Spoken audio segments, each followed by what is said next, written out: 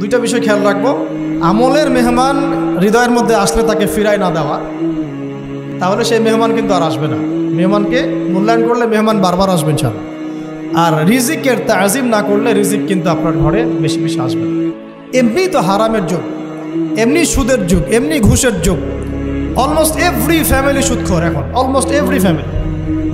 মেয়েরা স্পেশালি যারা শাশুড়ি টাইপের, আপনারা মাইন্ড করেন না, তাদের সাইকোলজি যে এতই নিচে নেমে গেছে এখন যে আমার মেয়ে জাহান্নামে যায় যাক, হ্যাঁ আমার মেয়ে জাহান্নামে যায় যাক, সমস্যা নাই, দুনিয়াতে সে যেন ভালো থাকে।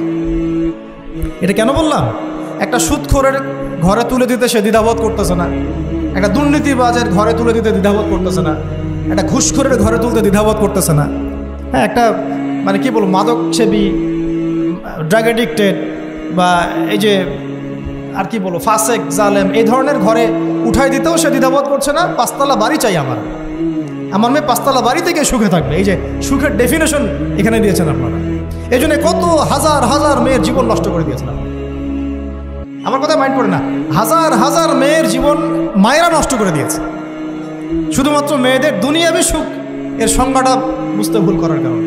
এর নাম যদি সুখী হইতো তাহলে অমুসলিমরা সুখী না কেন, পশ্চিমারা সুখী না কেন, ওরা আত্মহত্যা করে কেন? এভাবে মেয়েদের জীবন নষ্ট করেছে। অথচ অল্প যদি হালাল রিজিকও হতো আল্লাহ পাক তাকে বরকত দিতেন, সুখে থাকতো। তা আল্লাহ পাক আপনাদেরকে রিজিকের মূল্য বোঝার, তাজিম করার তৌফিক দান করেন, আমিন।